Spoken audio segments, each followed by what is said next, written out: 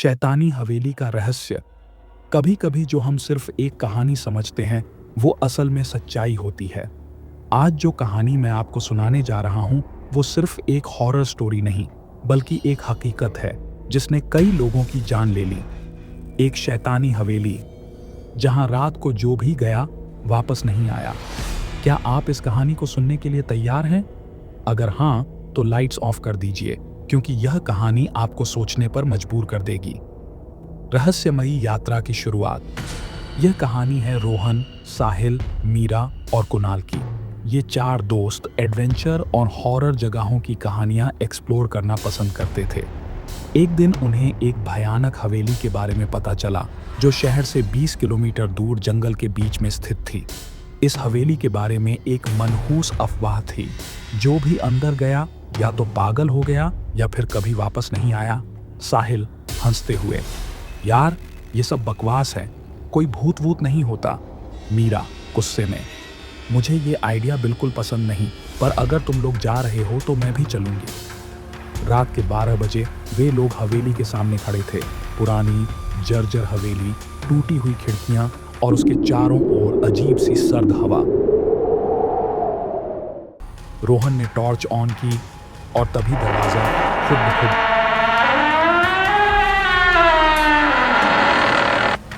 अंदर घुसते ही हर जगह टूटी हुई कुर्सियां, जली हुई पेंटिंग्स और धूल से भरे स्टैचू दिखाई दिए। सबसे अजीब बात यह थी कि पूरी हवेली में एक भी जिंदा चीज नहीं थी, न चूहों की आहट, न हवा की सरसराहट। तभी अचानक एक तेज चीख सुनाई दी। मीरा डरते हुए, ये किसकी आवाज थी? कुणाल घबराते हुए, मुझे लगा कोई सामने से आ रहा है।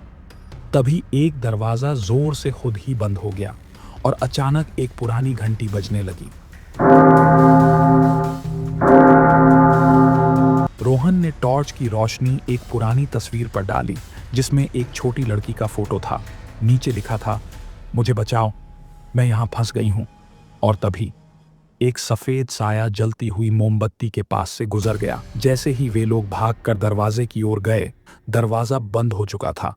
मीरा रोते हुए, हमें यहां नहीं आना चाहिए था। साहिल ने दरवाजा तोड़ने की कोशिश की, लेकिन तभी हवेली में एक डरावनी हंसी गूंज उठी। अब तुम लोग वापस नहीं जा सकते। ये आवाज एक छोटी बच्ची की थी जो उनके बिल्कुल पास से आई थी। साहिल घबराते हुए, यहां कोई है? तभी एक छोटी काली परछाई हवा में तैरती हुई दिखी। उसकी लाल चमकती आंखें थीं और वो धीरे धीरे दोस्तों की ओर बढ़ रही थी। रोहन ने एक पुरानी किताब उठाई जिसमें हवेली का असली रहस्य लिखा था। किताब के पन्ने अपने आप पलट रहे थे, जैसे कोई अनजानी शक्ति उन्हें कुछ बताने की कोशिश कर रही हो। ये हवेली एक जमाने में एक तांत्रिक की थी जो यहाँ आत्माओं को कैद करता था। उसने एक छोटी बच्ची को जिंदा इस हवेली में बंद करके एक शैतानी विद्या की थी। लड़की की आत्मा अब भी यहाँ कैद थी और जो भी अंदर आता था वो कभी वापस नहीं जा सकता था। मीरा ने एक हवा में हिलती हुई मूर्ति देखी। जैसे ही वो मूर्ति के पास पहुंची, हवेली का तापमान अचानक गिरने लगा और भयानक हंसी फिर से गूंज उठी। अब तुम यहां से नहीं बच सकते, अब तुम भी हमारे साथ रहो। रोहन ने मंत्र पढ़ना शुरू किया और धीरे धीरे हवेली का दरवाजा खुलने लगा। पर तभी एक हाथ मीरा को खींचने लगा।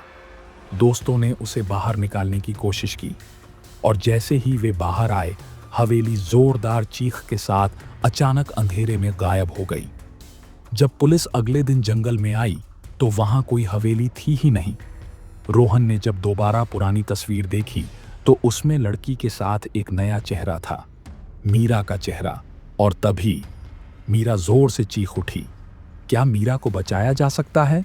धीरे धीरे मीरा के डरावने चेहरे पर झूमिन, उसकी आंखें काली होती जा रही हैं। रोहन, साहिल और कुणाल तो जान बचाकर भाग गए, पर मीरा अब भी शैतानी हवेली का हिस्सा बन चुकी थी। क्या आप इस रहस्य पर विश्वास करते हैं? दोस्तों, क्या आप कभी किसी ऐसी जगह गए हैं जहां आपको कुछ अजीब महसूस हुआ हो? अगर हाँ, तो कमेंट में जरूर बताइए। और अगर आप चाहते हैं कि हम मीरा की कहानी का अगला पार्ट बनाएं, तो वीडियो को लाइक और शेयर करना न भूलें। ऐसी और भी हॉरर कहानियों के लिए द स्टोरी हब को सब्सक्राइब करें।